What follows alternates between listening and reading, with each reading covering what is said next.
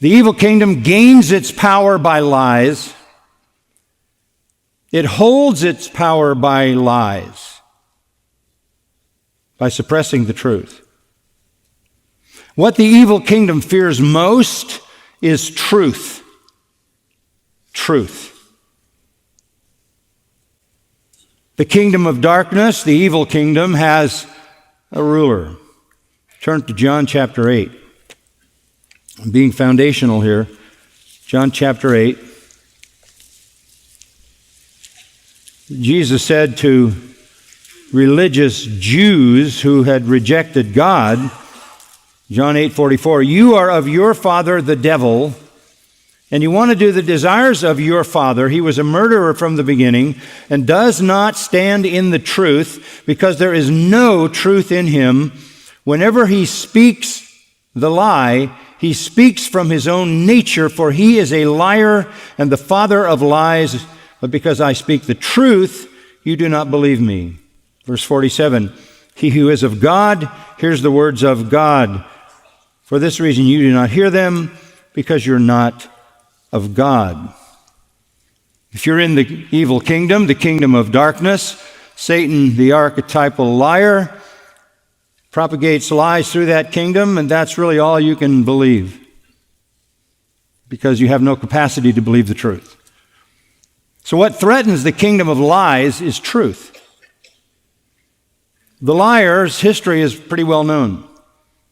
God created Adam and Eve, put them in the garden, gave them a command. Satan showed up, the liar, and told Eve, God lied. You're not going to die. God lied to you. She believed the liar, and the whole human race fell. Now, the Apostle John says the whole world lies in the lap of the evil one. The lap of the evil one is a lap of lies. By the way, it's an interesting note when you come to the end of the book of Revelation, Revelation chapter 22:15, and we're in eternal heaven. It says the liars are outside for the first time in redemptive history and forever. Heaven will have only the truth. The kingdom of darkness is a kingdom of lies. Even humanity recognizes the importance of truth. Plato said, "No one is more hated than he who speaks the truth." George Orwell said, "The further a society drifts from the truth, the more it will hate those who speak it." A line that came out of the Nazi German era, "Those who burn books will soon burn people," because they have to stop the truth. The truth is the only power against the lies. This is not new to us. This is essentially the indictment of Isaiah against Israel back in chapter 5. It says among the indictments, chapter 5 of Isaiah, verse 20, "Woe to those who call evil good and good evil, who substitute darkness for light and light for darkness, who substitute bitter for sweet and sweet for bitter." That's what happens. The evil kingdom switches everything. Everything is inside out and upside down. Now I'm going to give you an axiom that you need to remember. A society is defined by what it will not tolerate. Did you get that? A society is defined by what it will not tolerate. When God wanted us to know His will, He didn't say, "Let me give you 10 suggestions of what would be good behaviors." He gave us 10 commandments. Because life is always going to be defined by what you tolerate.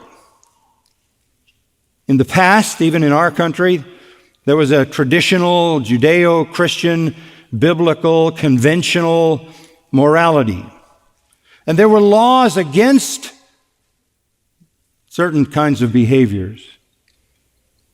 And when you violated those traditional laws drawn from Scripture, there was shame That was the old culture, where biblical morality still had sway and shame was connected to the things that the Bible assigns shame.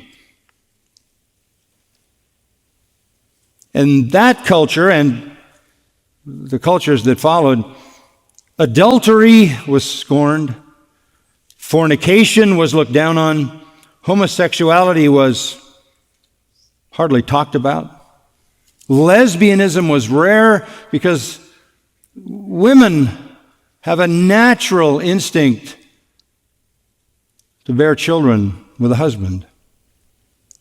Transgender,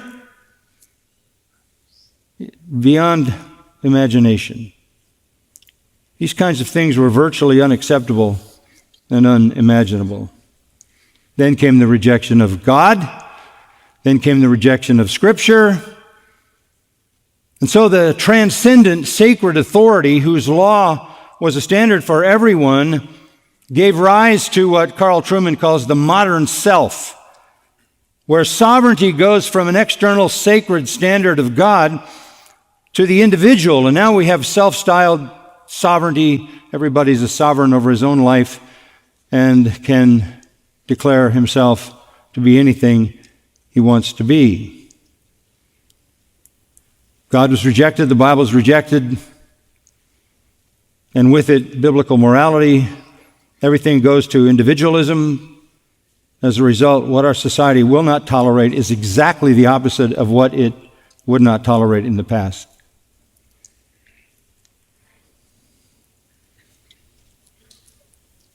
So we are now in an overturned morality. This society is making laws to normalize, justify sins, blatant sins. Since the new king has come to power, I'm sure no previous ruler has been so consumed with LGBTQ transgender perversion. When you have the swearing in of the new Secretary of State, and in being sworn in, he vows to put a gay pride flag on every U.S. embassy on the planet. There's some kind of perversion that has literally turned our culture upside down. If you disagree with this, you're a domestic terrorist. You're an extremist. Now, if you disagree with this, you're a danger. You're breaking the law. You're homophobic, transphobic. You need to be silenced. You need to be terminated. You need to be marginalized. Maybe you need to be silenced altogether or removed. Laws are being made to criminalize righteousness. Laws are being made to silence, terminate truth speakers. Half of the states in America have such laws. An Air Force chaplain was removed from his duty because he gave a message against sexual immorality. He was dismissed. You either bake the cake or go to jail. The new king can't stop making rules, can he? You say, why are you calling this a monarchy? Because of executive orders that are just endless.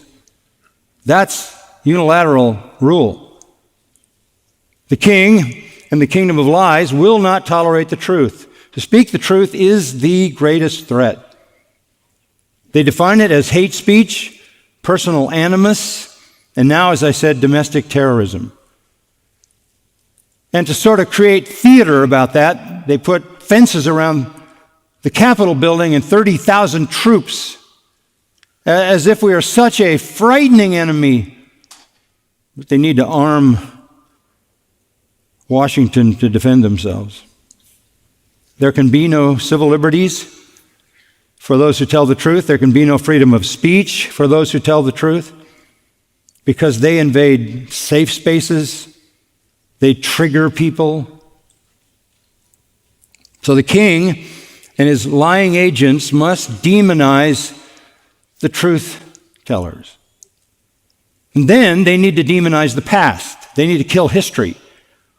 They need to go back so past moral standards don't crawl up out of the grave and offend somebody. Strong societies have their foundation in sacred truth. They have a transcendent standard. When that is removed, what you have is barbarism, according to one writer. Barbarism means paganism, lack of civilization.